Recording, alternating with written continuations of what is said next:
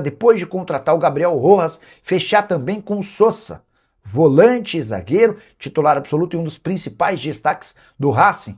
Esse atleta tem 27 anos de idade, 22 partidas, 2 gols e 1 assistência na temporada. Muita gente afirmando que o Sosa será o próximo contratado pelo Cruzeiro. Jogador avaliado em 7 milhões e meio de euros, embora tenha sido comprado do Atlanta United por 3 milhões e 800 mil euros. Antes de gravar esse vídeo, conversei com uma pessoa do departamento de futebol do Cruzeiro e ouvi o seguinte, abre aspas, o Sosa é um jogador que conhecemos há bastante tempo, mas para já não há negociações. O Cruzeiro já foi informado pelo próprio Racing, em meio às conversas com o Rojas, que não tem a intenção de vender o Sosa, a menos que surja uma proposta estratosférica do futebol europeu, certamente acima de 10, 12, 14 milhões de euros. O Racing entende que no Sosa não pode mexer, a menos que seja uma proposta que mude a condição financeira do clube.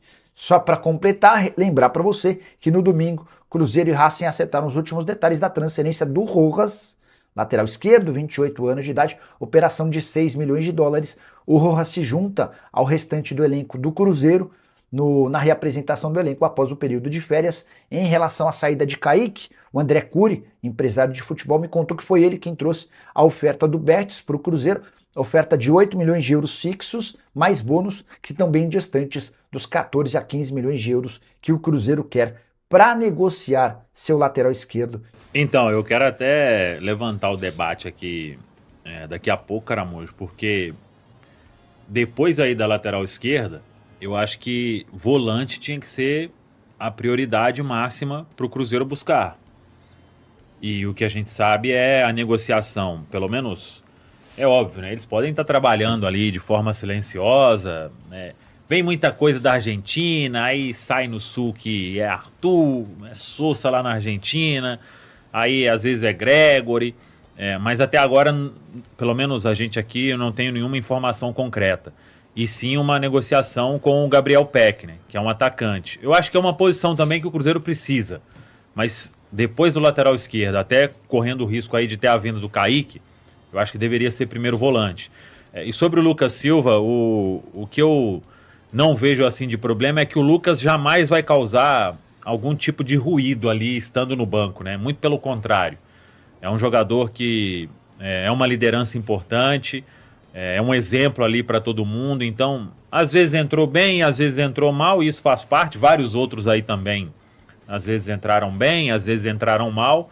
Então, se ele conseguisse uma condição física legal, eu acho que o Lucas seria muito útil ainda ao longo da temporada. Aí vai depender, né? Claro, é uma situação que foi também ao longo desses primeiros meses, né? Muitos jogadores aí sofreram com a questão física, então uns conseguiram se recuperar de uma forma mais rápida, outros não.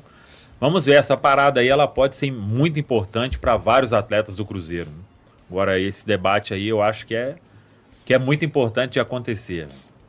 E corre o risco da diretoria do Cruzeiro cometer o mesmo erro que cometeu na primeira janela. Porque naquele momento, se a gente recapitular, o Matheus Henrique faz uma baita partida como primeiro volante contra o Corinthians, no jogo de volta da Copa do Brasil. A sensação que passou é que o departamento de futebol do Cruzeiro estava dando um voto de confiança. Vamos testar esse atleta como primeiro volante, porque ele não vinha bem como segundo, e de repente você recupera o seu investimento dentro do seu próprio elenco, você encontra uma solução para a posição dentro do seu próprio elenco. Só que o tempo passou e ainda com a janela aberta, porque a temporada começou muito cedo em janeiro, né? Ficou claro que o Matheus Henrique não seria esse jogador. Ele não seria a alternativa ideal para primeiro volante do Cruzeiro. E a coisa ainda é agravada depois que a janela fecha e o Romero quebra a costela. Então ele fica muito tempo sem jogar e nós vimos a dificuldade que foi. Então eu acho que o Cruzeiro, a diretoria errou ao não recalcular a rota ainda na primeira janela, porque teve tempo para observar que o Matheus Henrique não seria esse cara, e não pode cometer o mesmo erro agora. Porque agora está muito claro que nós não temos ninguém que faça o primeiro volante para ser uma alternativa minimamente coerente com o que o Romero entrega. Você precisa, no mínimo, competir com o Romero. Nós não temos esse jogador no plantel hoje. Então, se não vier esse primeiro volante agora, é mais um erro da diretoria do Cruzeiro e é um erro que compromete a temporada, porque no jogo mais importante, talvez, do semestre, né, que vai ser o jogo de ida aí contra o Flamengo, o Romero não está disponível, está suspenso. Nós vamos como improvisação? Com um atleta que já provou que não será, que não é a melhor alternativa para essa posição? Matheus Henrique pode entrar e fazer um baita jogo, como ele fez contra o Corinthians. Ele foi super bem contra o Barcelona. Mas o Cruzeiro, se não trouxer um primeiro volante de fato, está correndo um risco de improvisar um jogador numa partida que é fundamental para as nossas pretensões no segundo semestre. Eu realmente espero que dessa vez a turma tenha aprendido a lição. E que a gente só não tenha informação ainda, mas que esses nomes estejam sendo monitorados, que as negociações existam e que esse primeiro volante esteja aqui, de preferência já no dia 22, se não for pedir muito, para treinar com a turma e se adaptar, porque vindo um primeiro volante, ele vai ter que jogar contra o Flamengo, assim, é fato. Então, espero muito que a gente não tenha que ter esse debate de novo aqui, que a gente já teve no início do ano. O departamento de futebol precisa reduzir e muito os riscos para a sequência da temporada, né? Se tem uma coisa que o Cruzeiro não pode correr, é risco, ainda mais em um momento tão decisivo. Um risco para o segundo semestre pode significar uma eliminação, pode significar uma queda de rendimento dentro do Campeonato Brasileiro, uma distância em relação à Copa Libertadores. Então, para esse sprint final, digamos assim, é preciso que a diretoria tenha menos apego às situações hipotéticas. A Rafa citou bem essa questão do Matheus Henrique, mas, poxa, foi um recorte muito curto, né?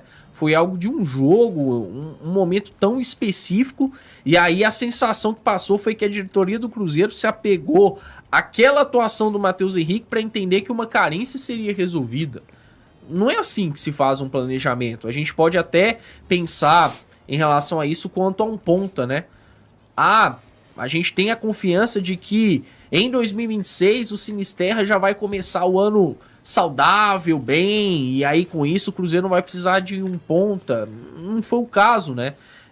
O Arroio também, eu acho que se criou uma expectativa de que seria a temporada de consolidação do Arroio, enquanto ele ainda tem aí uma margem para oscilar, como oscilou nesse início de temporada. O Cruzeiro ficou muito na conta do chá em relação a essa posição também. Aí a gente pode debater sobre a confiança demasiada no Neisser para ser o substituto imediato do Caio Jorge.